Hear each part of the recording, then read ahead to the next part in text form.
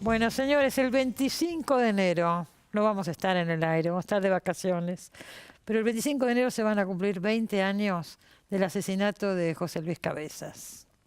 Y salió un libro ahora, Cabezas, un periodista, un crimen, un país, y lo escribió Gabriel Michi, que es quien estaba con Cabezas, quien cubría la temporada de verano en Pinamar para la revista Noticias cuando murió Cabezas.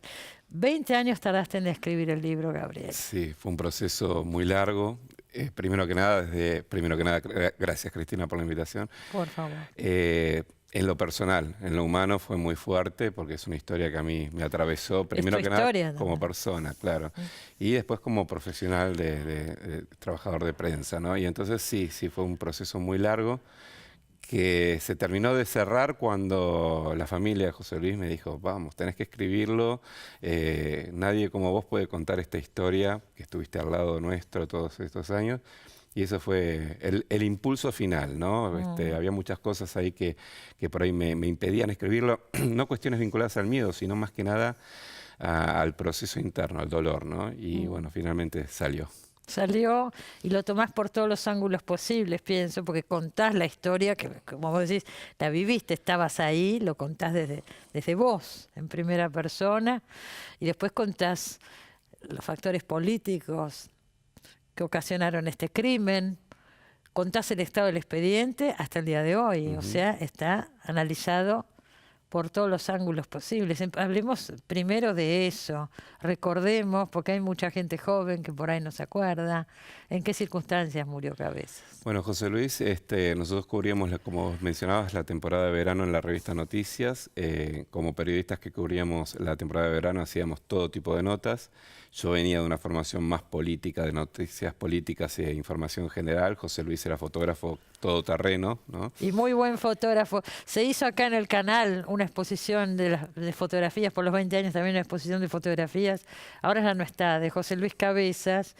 Y la estuve mirando atentamente porque realmente era un gran fotógrafo, había fotos muy buenas. Fuera del molde, digamos, ¿no? O sea, él tenía un cruce muy particular entre el reportero gráfico, que de pronto tiene que batallar con la noticia todos los días en la calle, y el fotógrafo más artístico, más de estudio, que lograba unas cosas impresionantes que se ven en esa muestra. Sí. Y bueno, estábamos cubriendo esa temporada y siempre uno de los objetivos principales en aquellas épocas, en aquellos años 90, era para una revista que tenía un perfil de notas de investigación, un personaje desconocido, como era Alfredo Chabrán.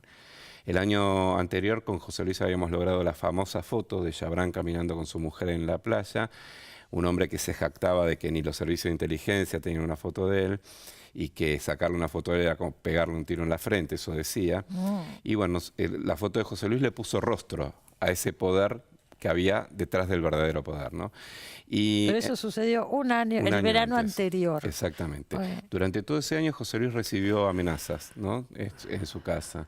Y al año siguiente nosotros volvimos con la idea de poder entrevistarlo a Chabrán.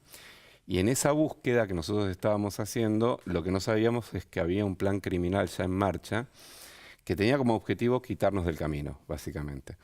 Y que cada vez que nosotros nos aproximábamos a Chabrán, explotaban los teléfonos, eso se supo con la investigación judicial en marcha, entre la custodia de Chabrán, la policía de Pinamar y también bueno, la banda de asesinos comandados por un policía que operó en el momento del secuestro y asesinato. ¿Vos corrías el mismo riesgo que José Luis Cabezas? Sí, de hecho yo ahí cuento algo que me contaron dos de las principales fuentes de la causa, que cuando detienen a Gustavo Prelleso, el policía que asesinó a José Luis, le preguntaron, lo conocían, ¿no? Porque él operaba en esa zona de la costa, le preguntaron, ¿qué hiciste, pibe?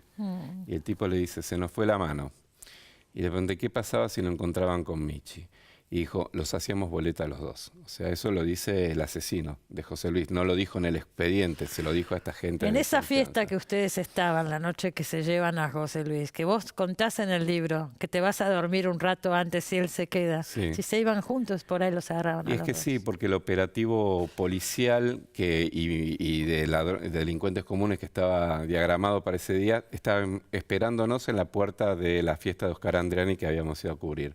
Como unos vecinos alertaron de sospechosas presencias en el lugar, los tipos se fueron y lo esperaron a José Luis en la casa. pero nosotros... Lo esperaban en la puerta de su casa. En la puerta de su casa, sí.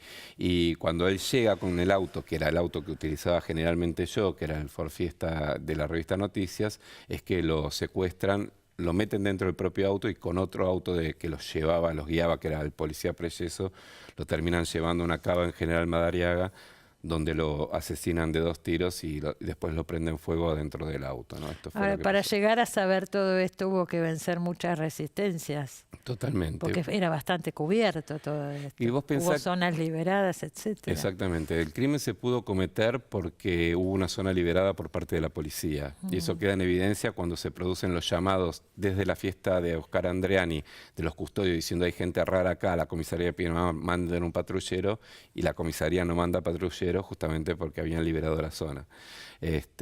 Y aparte de eso, hubo toda una diagramación previa.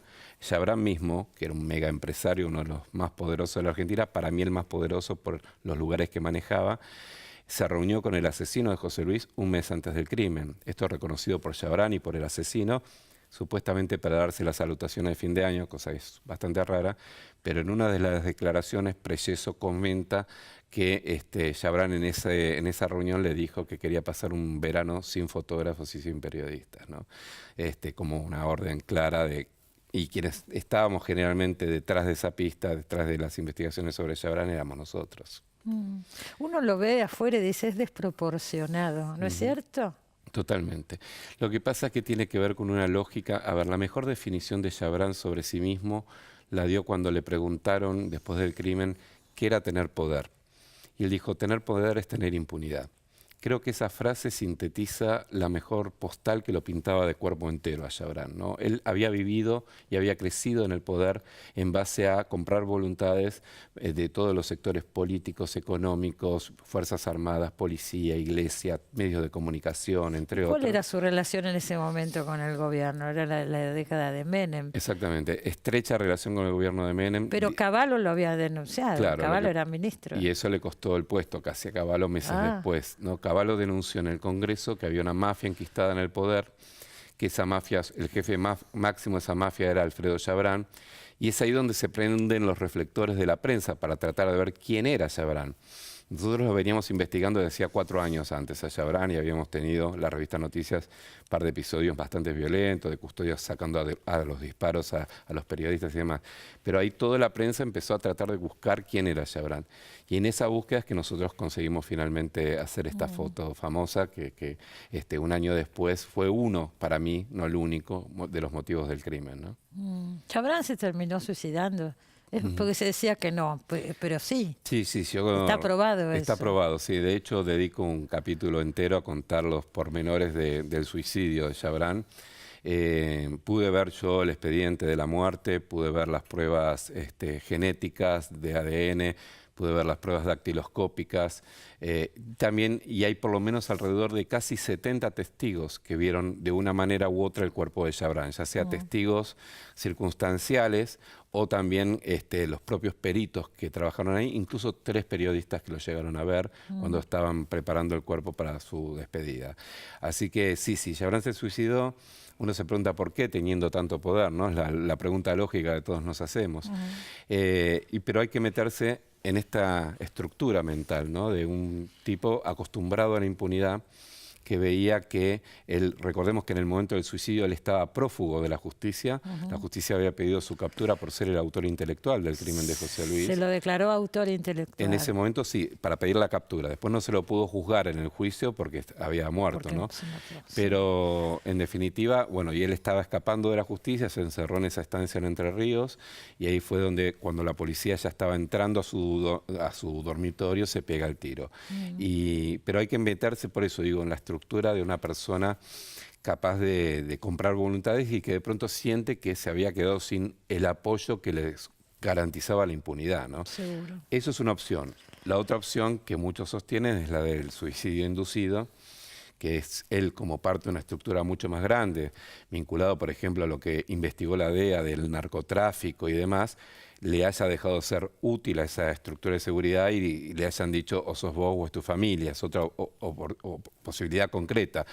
Pero la verdad es que sobre el suicidio en principio no quedan mayores dudas. No hay dudas. No quedan mayores dudas. ¿Qué pasó con el juicio, con los autores materiales? Bueno, vos sabés que nosotros habíamos logrado, digo, nosotros toda la comunidad periodística, te digo, porque en esto se movilizaron todos los periodistas. Pero vamos a decirlo también porque es cierto, pues se podría hablar de algo corporativo. No, todo el periodismo se movilizó para que este caso no quedara en el olvido. Totalmente. Y me parece que fue muy positivo porque se logró, eso sucedió. Sucedió, y de hecho, vos fíjate que, bueno, y aparte eso fue acompañado por la sociedad.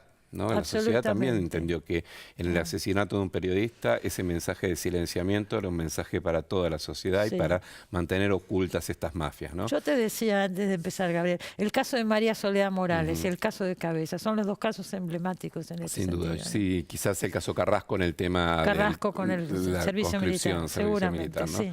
Y bueno, hubo un juicio, se los condenó a los asesinos a penas de reclusión y prisión perpetua, es decir, deberían pasar el resto de su vida en las cárceles. Sí.